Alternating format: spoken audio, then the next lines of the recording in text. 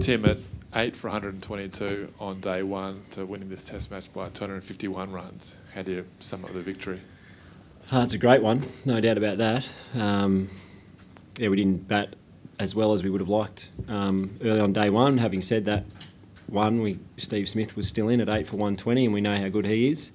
And two, we knew that day 5 was going to be harder to bat than day 1, so if we could drag it deep enough, we thought we were still in the game. Having said that, we probably felt behind the game for probably 3 days, so I thought the way we stuck at it and kept grinding was a real credit to our boys. And then the last 2 days we played superb cricket. Just on Nathan Lyon, 350 Test wickets now for him. It's only 31. How much longer can you see him playing, and how many wickets could he get to?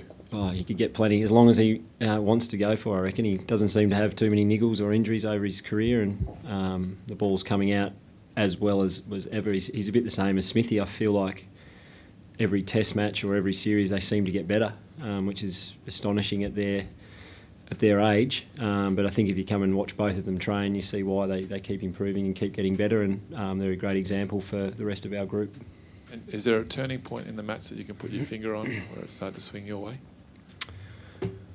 Not really. I mean, yeah, I think Steve Smith was unbelievable. I mean, there's no doubt about that. He's the best player in the world for Test cricket at the moment. He's probably the best ever, statistically. And while he's at the crease, I think our team's got real confidence. And I thought, Peter Siddle digging in with him was crucial.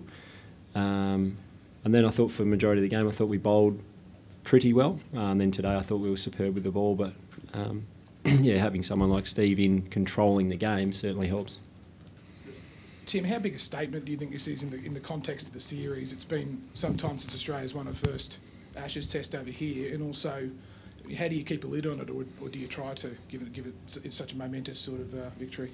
Yeah, well, you've got to keep a lid on it. There's still 4 tests to go, and we aren't here to win the first test at Edgbaston. We're here to win the Ashes, and we've been really clear on that for some time. So we're obviously happy to win the first test. It's a huge step in the right direction, but yeah, we're certainly not satisfied with that. And I think tonight will be quite a different feel to most Test wins that we've had. We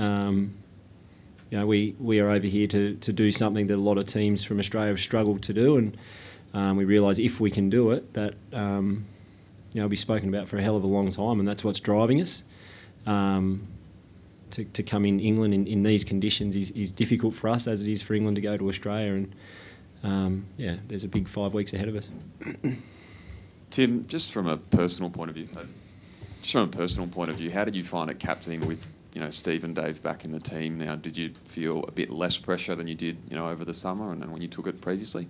Yeah, it certainly helps. As I said before the game, both of those guys in particular have played a lot more cricket in England than I have, and played in a lot more big tournaments, big series and big tests than I have. So, and the same goes for all of our teams. So, they're not only helping me with the way they lead our group, but they're also helping, the things that Marnus Labuschagne and Mitch Marsh and Travis Head are learning from Steve Smith and David Warner in our change room is stuff that cannot be taught.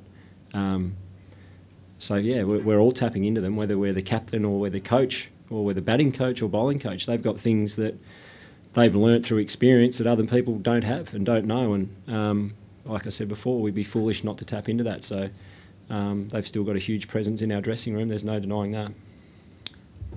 So with Steve Smith getting so many runs against England and Nathan Lyon getting wickets, do you think you've reopened some old wounds from 2017-18 when you won 4-0?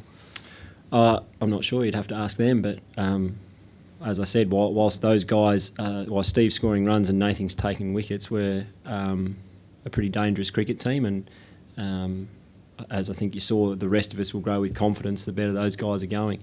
You add to that Pat Cummins and Matthew Wade's performances this game, and like I said, we're really proud and really happy about the way we went about this whole Test match. It's got Hugh, Barrett, Ross, Ian, Rob, and the gentleman there. Tim, there was so much talk ahead of this match about whether or not this ground is intimidating and where it ranked in the world. Is there a certain amount of satisfaction from this victory and the extent of it here at Edgbaston?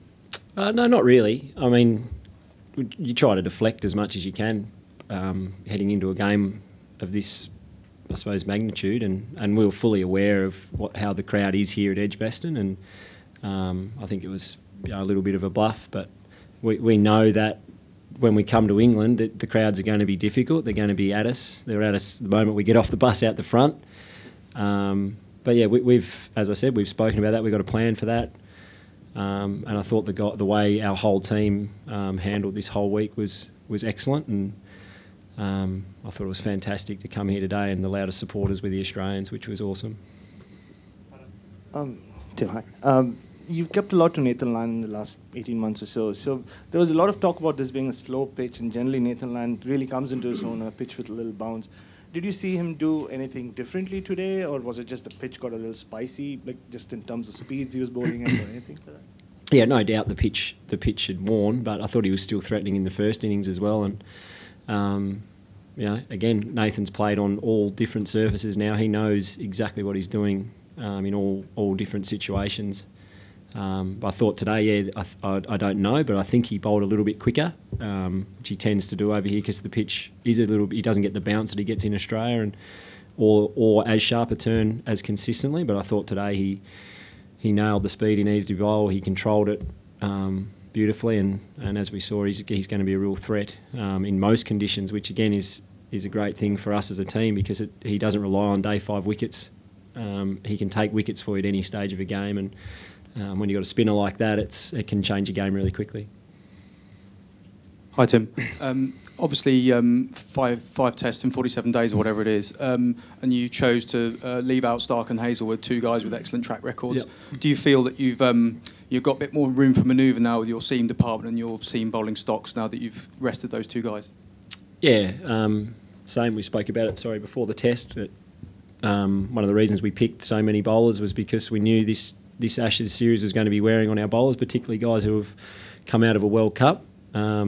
But yeah, we now have a decent break between tests, and we've got 2 absolute world-class bowlers sitting on the sidelines raring to go. So I imagine they'll have a bowl this week in a tour game and be putting their hand up for selection. And once we get to Lords and see the wicket again, we'll pick what we think is the best combination to take the 20 wickets. But the workloads and stuff is something we certainly brought into the thinking when we were trying to pick this squad. And as I said before the test, we think we've got a lot of different options for all different conditions, and a lot of bases covered.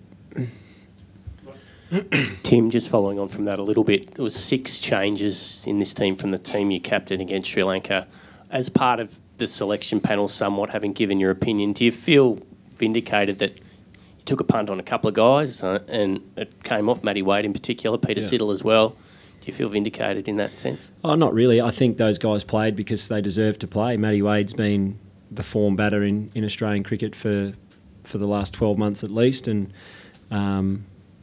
again, Peter Siddle was someone that we see in these conditions is a real handful, and I think even today on the day 5 wicket he took no wickets, but the pressure he built, he asked questions all the time, and with the Duke's ball in English conditions, he's a real handful. He bowls a beautiful length over here, and so I wouldn't say they were punts. I think they were just good, educated decisions from our selectors. Tim, just ask about Pat Cummins. You know, he sort of set the tone today, but he seemed to get better as the match progressed. Is that a good sign for the agree. series? Yeah, he did. And, again, I think he just struggled, he said, in the first innings for a little bit of rhythm, which can happen. He hasn't played a hell of a lot with the red ball in the last 6 months, so I think there was a little bit of rhythm. There's also a big series and something that he wanted to have a real impact on, so I think there was probably a little bit of nerves as well, which is totally fine. I don't think he was on his own there, but I think he settled into the test match beautifully, and the way he set the tone for our team this morning was exactly what we want from Pat Cummins, and now I think he's settled into some rhythm. I think he will just get better and better. Rob, Ali, Lawrence, and then one more, please.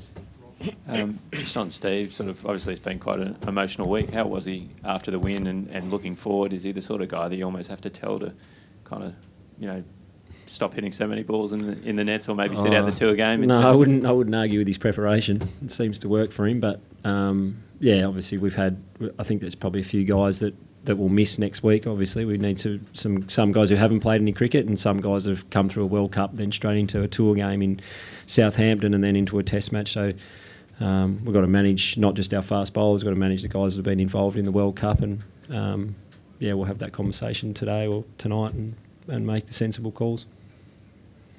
Tim, what did Jimmy Anderson's injury do for the sort of confidence of the Australian players throughout the Test match? And also, I mean, obviously you never want to see someone be injured, but how much of an impact do you think that has going ahead in the series, because you'd expect him to be out for a spell now?